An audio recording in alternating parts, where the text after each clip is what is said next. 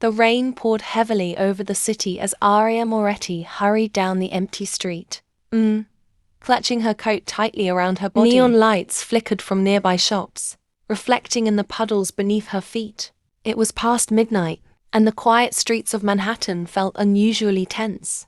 She had stayed late at work again, something she did often to avoid the silence of her small apartment. Life had never been easy for Aria, but she had learned long ago that survival meant keeping her head down and working harder than everyone else. As she turned the corner toward the subway entrance, she suddenly heard something that made her stop. Voices. Low, dangerous, angry. Her heart began to pound.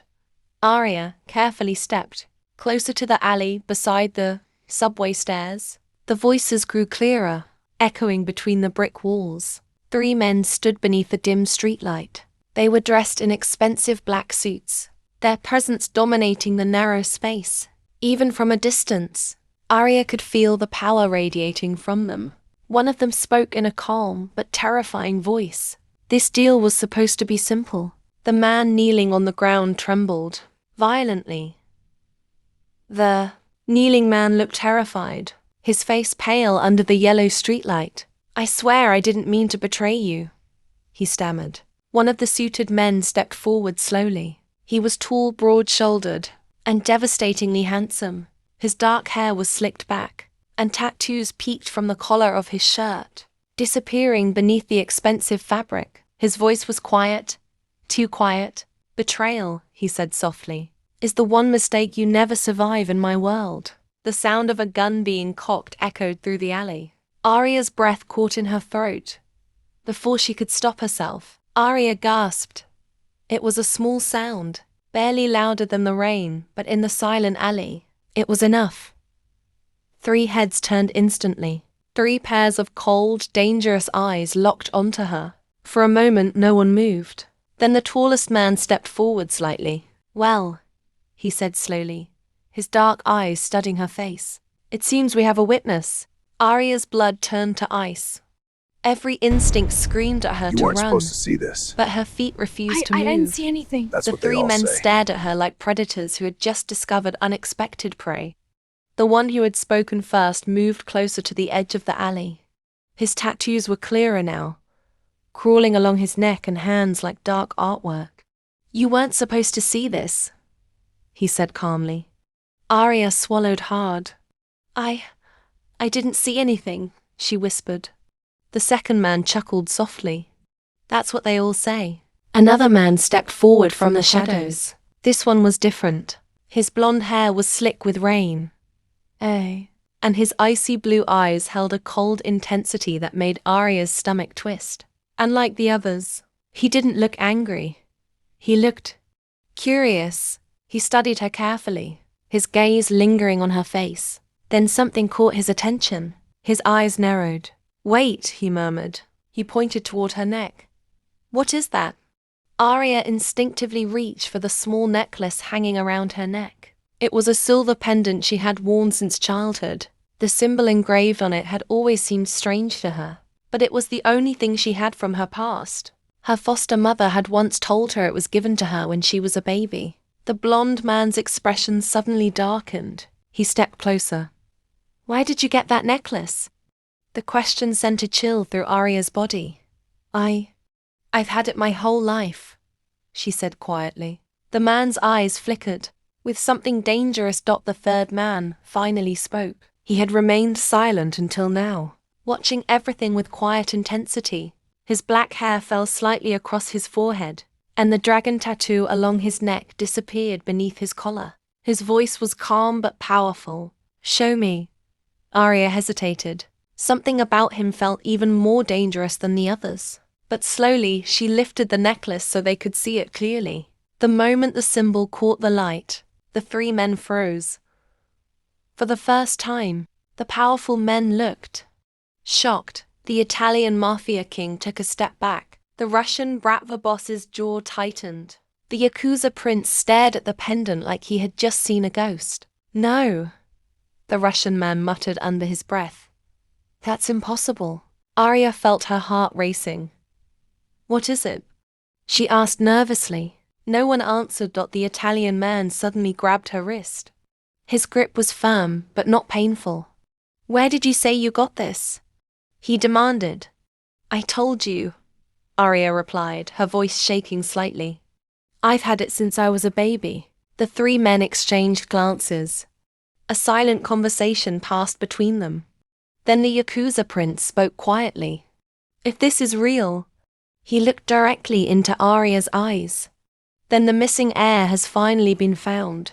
Aria felt the world tilt beneath her feet as the Russian boss's words echoed in her mind. Every Mafia family in the world would be hunting her.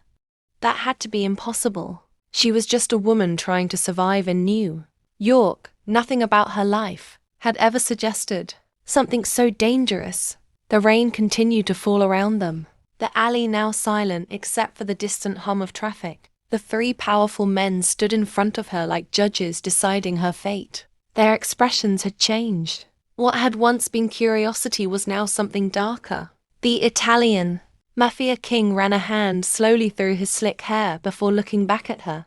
"If that necklace is real," he said quietly, "then tonight just became very dangerous for you." Aria shook her head, trying to make sense of everything they were saying. "You're making a mistake," she insisted, her voice trembling. "I don't belong to any crime empire. I don't even know who my real parents are." The Russian Bratva boss watched her closely, his icy blue eyes searching her face as if looking for a hidden lie. His tattooed fingers brushed against his jaw thoughtfully. "That may be true," he said slowly, "but the symbol on that necklace doesn't lie." The Yakuza prince stepped closer to the pendant, studying it carefully. "This emblem belonged to a man feared across every continent," he said calmly. "When he disappeared 20 years ago, the entire underworld went to war trying to claim his empire." Aria's heart pounded harder with every word they spoke. She had spent her entire life believing she was just another forgotten orphan. The idea that she might be connected to something so powerful felt unreal. "I think you should let me go," she said carefully, slowly stepping backward. "You clearly have the wrong person." But before she could take another step, the Italian boss blocked her path. His dark eyes locked onto hers with quiet intensity. Even standing this close, Aria couldn't deny how dangerously handsome he was. "Let you go?" he murmured.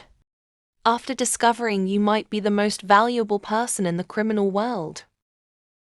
The Russian boss gave a low chuckle, shaking his head slightly. "She doesn't understand yet," he said. "If word spreads about that necklace, every assassin in the world will start looking for her." Aria's stomach twisted as she realized they were serious. This wasn't some elaborate joke.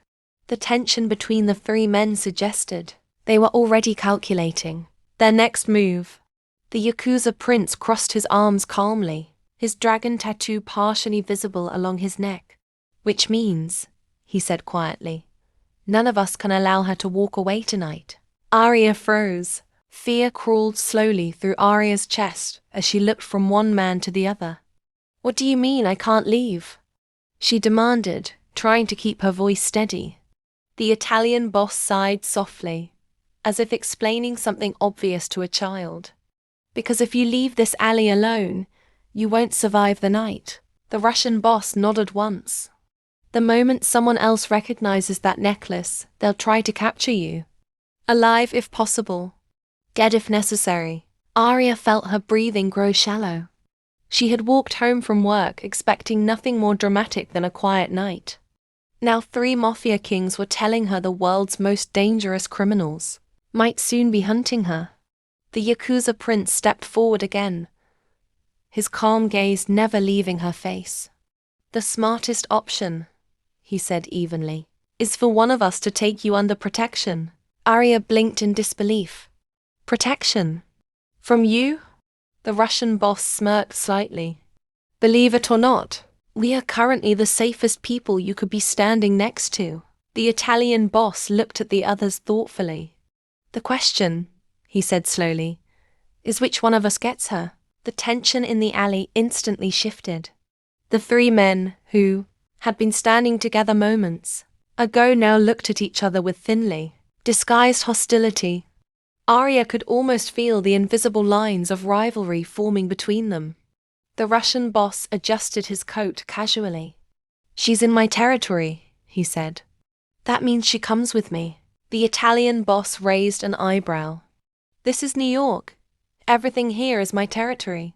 The Yakuza prince remained silent, watching them both carefully. Aria couldn't believe what she was hearing. They were arguing about who would take her like she was some kind of object. "Excuse me," she said sharply. "You don't get to decide where I go." For a moment, the three Mafia kings looked at her in surprised silence. Then the Italian boss laughed softly. "Feisty," he murmured. "I like that." Before anyone could say another word, a black luxury car suddenly sped past the alley entrance. The headlights briefly illuminated the group before disappearing down the street. The Russian boss immediately turned toward the road, his expression turning serious. "That wasn't random," he muttered. The Yakuza prince nodded slightly. "Someone else may already know." Aria's chest tightened as the atmosphere grew even more tense. "What do you mean someone else knows?" The Italian boss glanced toward the street again before looking back at her. "Because that car belongs to a family that shouldn't be anywhere near this area tonight." The Russian boss pulled out his phone quickly, checking something on the screen. His jaw clenched. "They're already moving," he said quietly. Aria felt panic rising in her throat. "Who's moving?" The Russian boss looked directly at her. "The people who destroyed your father's empire 20 years ago." Her stomach dropped. "I told you," he continued calmly. "Once they realize who you are, they won't stop until they find you." The Yakuza prince suddenly stepped closer to Aria, his voice firm. "You no longer have time to argue," he said. "From this moment forward, every decision you make could determine whether you live or die." Aria's hands trembled slightly. She had never felt so powerless in her life. "Then what do I do?" she whispered. The Italian boss answered immediately. "You choose which one of us you trust." Aria looked between the three powerful men standing before her. Three strangers. Three dangerous kings of the underworld. Each of them watching her like she was the most important prize in existence. And somehow, her life now depended on choosing one of them. Before she could answer, the sound of multiple engines roared down the street. All three Mafia bosses turned instantly. Three black SUVs screeched to a stop outside the alley entrance. Men in dark suits began stepping out. The Russian boss's expression hardened instantly. "They found us faster than I expected." The Italian boss stepped slightly in front of Aria protectively while the Yakuza prince calmly rolled his shoulders. More armed men began approaching the alley. Then the Russian boss muttered something that made Aria's blood run cold. "Those aren't our men." The Italian boss slowly pulled a gun from his jacket. And then he said, "Aria, welcome to the war for your life."